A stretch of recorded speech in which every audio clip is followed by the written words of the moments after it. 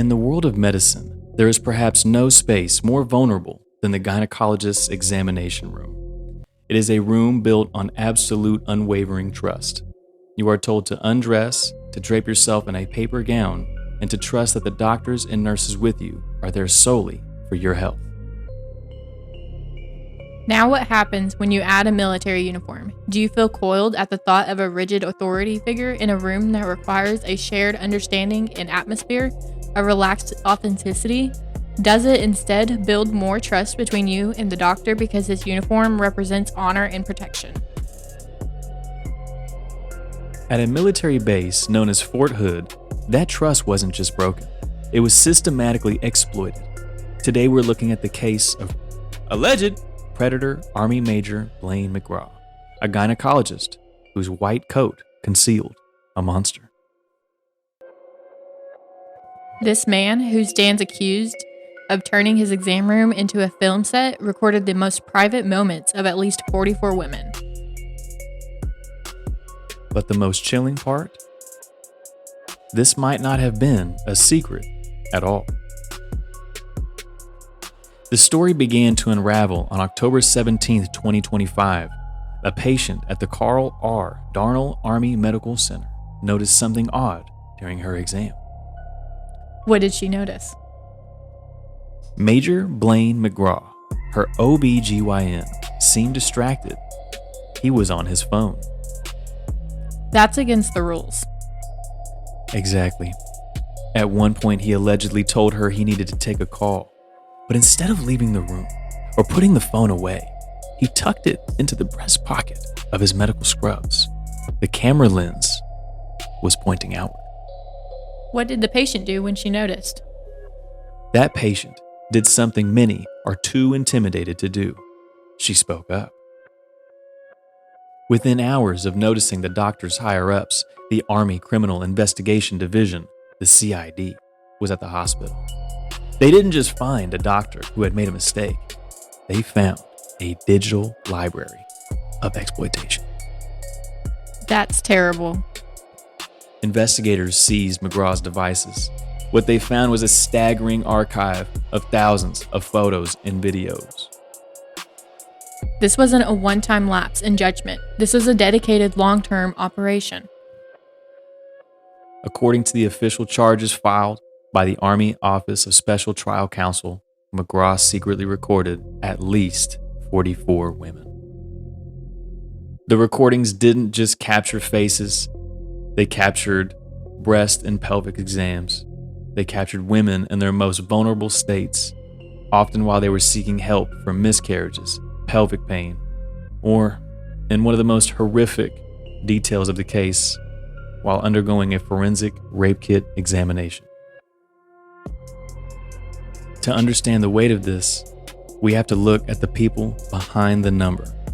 Most, known only as Jane Does, they have real names and real pain.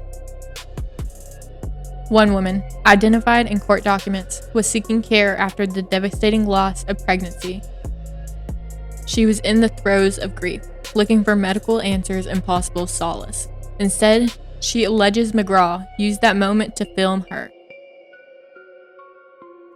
Another victim, an active duty soldier, was there for a rape kit after an assault. She recalls the predator being constantly on his phone while he was between her legs. She later found out he hadn't even documented that the exam took place in her medical records. Because of that missing documentation, that person who allegedly raped her was later acquitted. McGraw's actions didn't just violate her body, they destroyed her path to justice. When the CID started calling these women, the scene at the station was described as pure trauma. One woman recalls being shown screenshots of her own body, images taken just days prior.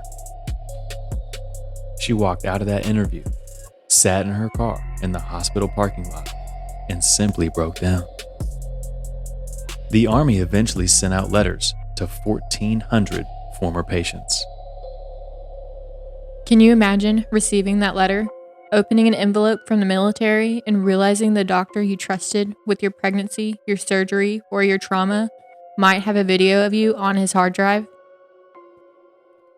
One thought I have, as we keep finding out more about the story, how in the world was this man allowed to do this, and why did it take so long to be found out?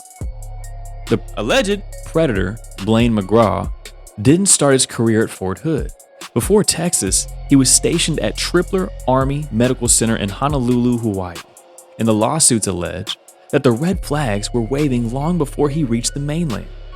Attorneys representing the victims say that the complaints about McGraw's inappropriate touching and his excessive phone use during exams were reported in Hawaii as far back as 2019. The lawsuit claims that instead of a formal investigation, Army leadership laughed off the allegations. They called him a good doctor who just had a quirky personality. It's never a good thing to be called quirky. Absolutely not. And by moving him from Hawaii to Texas without a mark on his record, the Army effectively gave this alleged evil predator a fresh hunting ground. Reminiscent of what most friends of predators do, like the Catholic Church, but that's another episode. Today, alleged evil predator McGraw faces 61 criminal specifications. The bulk of them are for indecent visual recording, but they also include conduct unbecoming of an officer and making false official statements. He was placed in pretrial confinement in December 2025 after he allegedly violated the conditions of his liberty.